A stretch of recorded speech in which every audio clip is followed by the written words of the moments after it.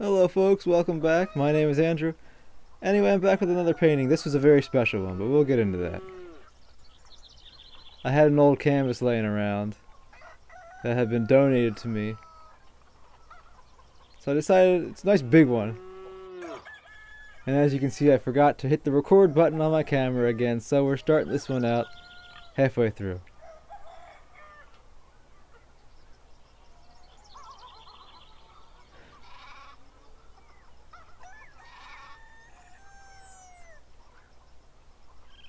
And this painting, I should say, was not my idea. It was a special painting, like I said, it was a Christmas gift. A Christmas gift I did for somebody. And it turned out to be one of my favorite paintings that I've ever done. And I don't even have it anymore. I had to give it away. But I love this one so much.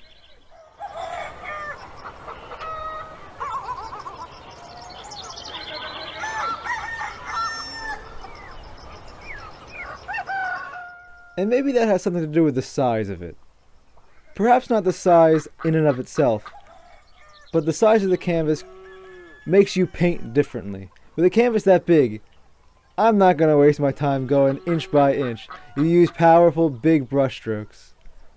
And I think that is really conducive to a very powerful, beautiful painting that it turned out to be.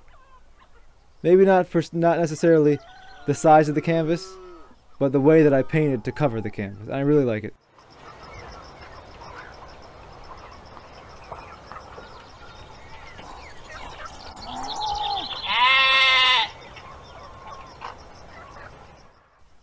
And the great thing about painting animals is that nobody cares what an animal looks like. As long as you have the basic form, nobody's going to split hairs. Hey, that's not what that bull's face looks like. When you're doing people, when you're doing portraiture, every minute little detail, because a human eye catches human facial features, every minute detail, if it's off a little bit, it's going to throw the entire portrait off. But with an animal, hey, that's just a bull.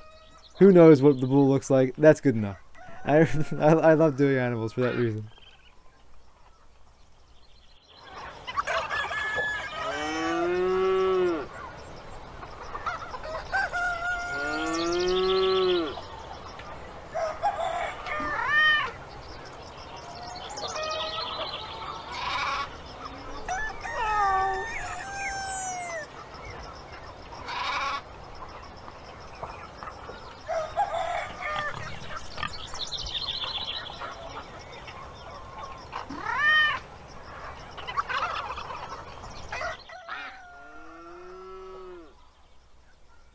And something else that made this painting so good, in my opinion, was the sunlight coming through the trees.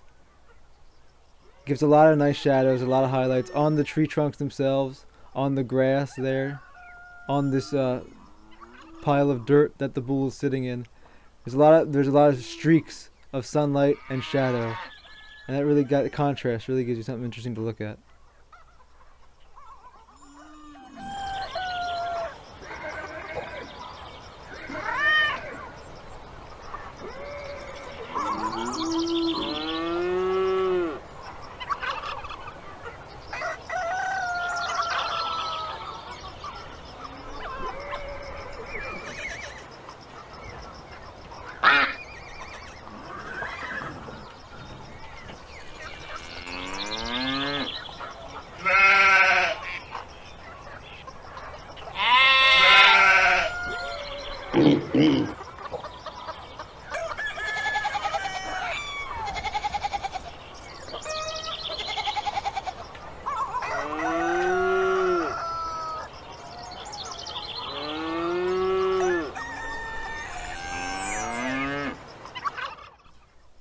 And there you go, adding a little texture to the grass, a little bit of depth.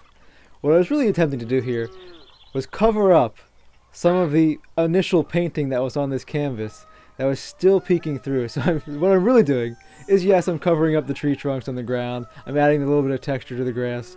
But I'm really trying to hide the original painting.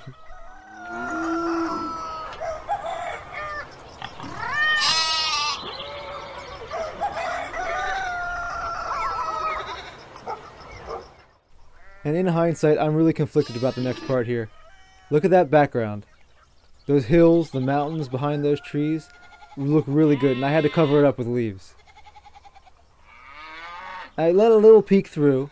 I left a little to peek through, but in hindsight, looking back, I should have gone a little lighter on the leaves because the values of those greens and blues on the other side of the lake were beautiful. Alright, and here's the final product. Like I said, one of my favorite paintings I've ever done. The only thing in retrospect would be the background. And here's a different shot. My phone camera takes different colors than my GoPro, but aside from covering up the background, I think this is 100% perfect.